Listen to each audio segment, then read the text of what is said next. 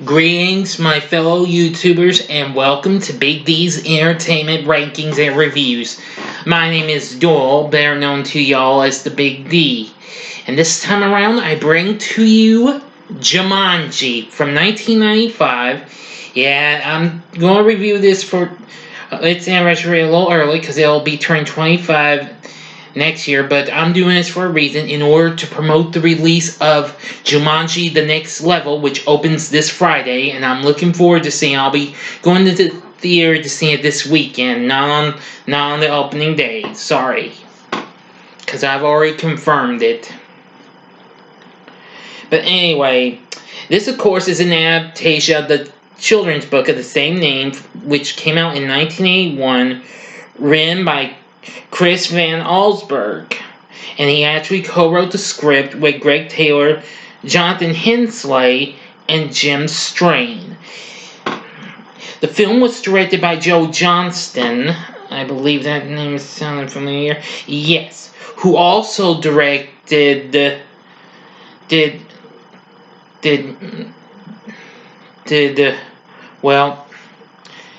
movies like like Honey, I Shrunk the Kids, The Rocketeer, The Page Master, well, the live-action footage anyway. See, Jurassic Park 3, The Wolfman, and Captain America, The First Avenger. Oh yeah, and, well, he kind of received the co-directing credit, but he directed the reshoots for last year's The Nutcracker and The Four Realms. Sorry, everyone. You're smarting me a little bit. Okay, now to Jumanji. The film's all about, this here board game, and I'll get to them in a sec. It centers on a supernatural board game that releases jungle-based hazards upon its players with every turn they take. As a boy in 1969, Alan Parrish became trapped inside the game itself while playing with his best friend Sarah Whittle. But 26 years later, in 1995, two siblings, Judy and Peter Shepard, found the game and began playing, and then unwittingly released the now adult Alan. After tracking down Sarah, the quartet resolved to finish the game in order to reverse all the destruction it has caused. Now, the film may have gotten mixed reviews, but it was still a box office success, though. Anyway, now for our cast, playing the grown-up version of Alan Parrish is, late great funny guy Robin Williams. Another one of his great performances of his that I enjoyed. Playing Sarah Will, the grown-up version, is Bonnie Hunt. Playing Judy Shepard is Kirsten Dunst in one of her first ever film roles. Of course, she would go on to star in other movies like Bring It On and the Sam Raimi Spider-Man trilogy as well. Let's see here. I'm gonna find this. Oh yeah, and playing Peter Shepard is Bradley Pierce. The rest of the cast includes David Allen Greer as Carl Bentley, an employee at Mr. Parrish's shoe factory, who later becomes a police officer in the present day. Playing Judy and Peter's Aunt Nora is Cheers star Bebe Neuwirth, who after this would go on to voice Annabelle in All Dogs Go to Heaven 2, which I'll review those movies sometime. Don't know yet, though. Okay, let's see now. And playing the villain of the movie, Van Pelt, is Jonathan Hyde. And he also portrays Alan's father, Sam. Now, I'm going to give you 5 seconds to stop this bit before I go into the review, because I'm going to talk a lot about this movie. Here we go. Okay, here we go. Now, in 1869 New Hampshire, two boys bury a chest containing something real and mysterious, and a century later, Alan Parrish escapes a group of bullies and retreats to a shoe company that's owned by his father, Sam. He finds an employee and friend of his, Carl Bentley, who reveals a new shoe prototype he made himself. But Alan misplaces the shoe unbeknownst to everyone and damages the machine, and Carl takes responsibility and loses his job. So apparently, Alan was later attacked by the bullies again, and they steal his bicycle. Then he follows the sound of tribal drum beats to a construction site. He finds the chest containing a board game called Jumanji and takes it home. At home, after an argument with his dad about attending a boarding school, Alan plans to run away, but his friend Sarah Whittle comes to return his bicycle. And he shows her Jumanji and invites her to play. Now, with each roll of the dice, the game piece moves by itself, and a cryptic message describing the roll's outcome appears in the crystal ball at the board's center. Now, Sarah reads the first message on the board and hears an eerie sound. Alan then intentionally rolls the dice after being startled by the chiming clock. The message tells him to wait in a jungle until someone rolls a 5 or 8 and is sucked into the game. Afterward, a swarm of bats appear and chase Sarah out of the mansion. Now then, 26 years later, sorry. Yeah, because this was in 1969, this started out. Oops, sorry. In 1995, siblings Judy and Peter Shepard moved into the vacant parish mansion with their Aunt Nora after their parents died in a car crash in Canada that winter.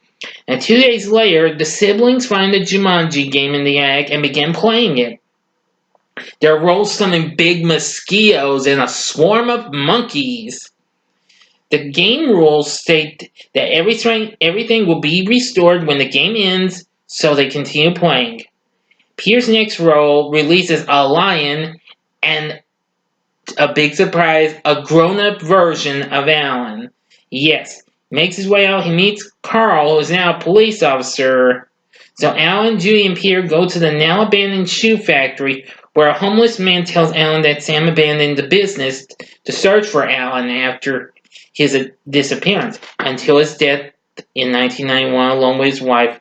Eventually, the factory closed, causing Brantford, that's the name of the company's, economic decline. Realizing that they need Sarah to finish the game, they locate her now suffering mental trauma from both the game and Alan's disappearance and persuade her to join him. Sarah's first move releases fast-growing carnivorous vines.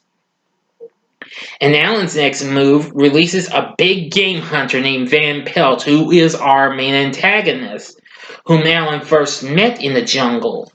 The next roll summons a herd of various animals that stampede, and a pelican steals the game. Pierre retrieves it, but Carl arrests him. Pierre tries to win the game by cheating, and instead turns into a monkey, and his game piece returns to the start. Back in town, Sarah, Judy, and Pierre go to the bank to try to get some money to bail Alan out.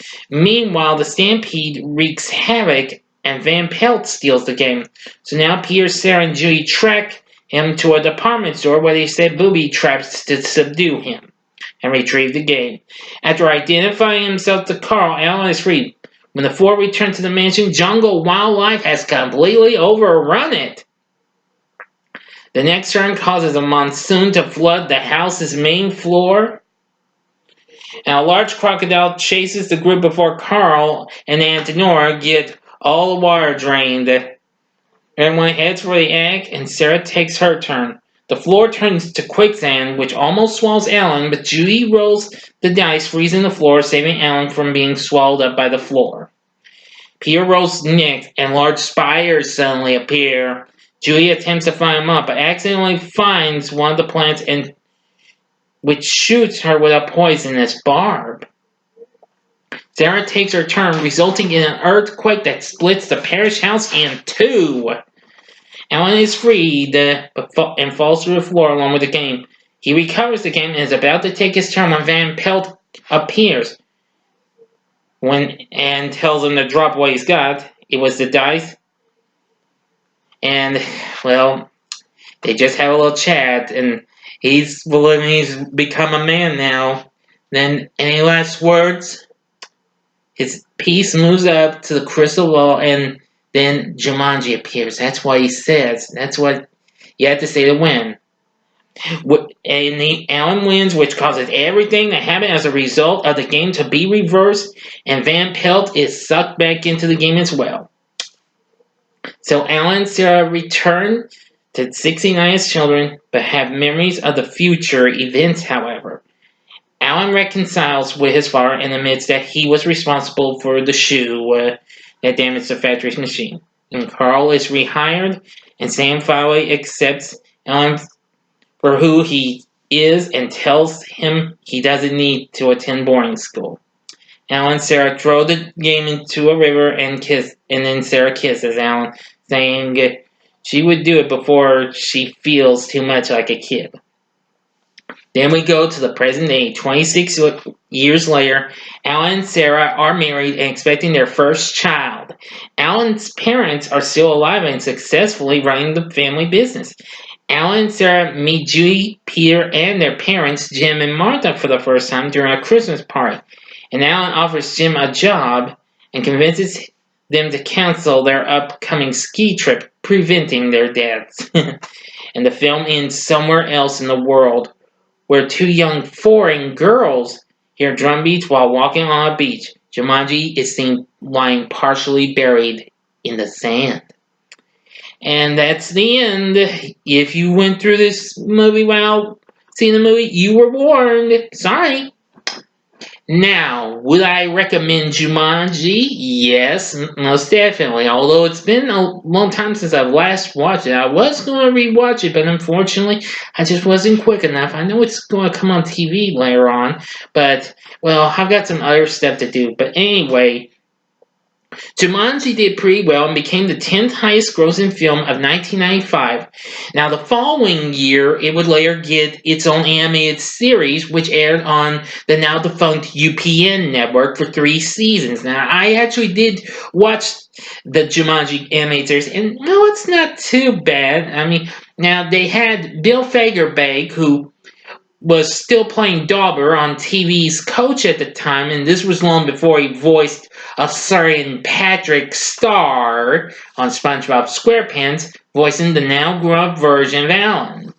But anyway, animation's okay and all. I mean, not special though, but still it's pretty good. And I always like it says before the title card appears, the crystal ball says, "Are you game?" Yeah. After this, it was followed by a related film, Zathura, which I'll be reviewing later tonight in 2005, which, yeah, a decade later. And then 12 years later, we got a brand new, sort of a reboot, but direct sequel called Jumanji, Welcome to the Jungle, which, look for a review of that tomorrow. That became a surprise sleeper hit. And then, of course, Jumanji, The Next Level. Now, Jumanji was originally released by TriStar. However, Zathura, along with the 2 Jumanji sequels, are done by Columbia. Of course, they're under license by Sony. Please do not sue. But anyway, Jumanji is a pretty fun movie. I think you'll really like it now.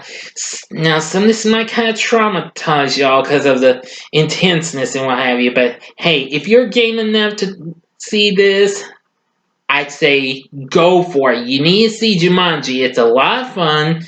I absolutely like the story, the effects, the cast of characters. Robin Williams, once again, does a great job in playing in this. Everybody was absolutely great. So, tell me what you thought about Jumanji in the comments section. Like and subscribe to my channel as well. And be a part of the Big D Nation. Join me again later tonight when I review Zathura, which, though that wasn't as big as Jumanji was, but it still got better response, though. So, until next time, I'm the Big D saying, see ya.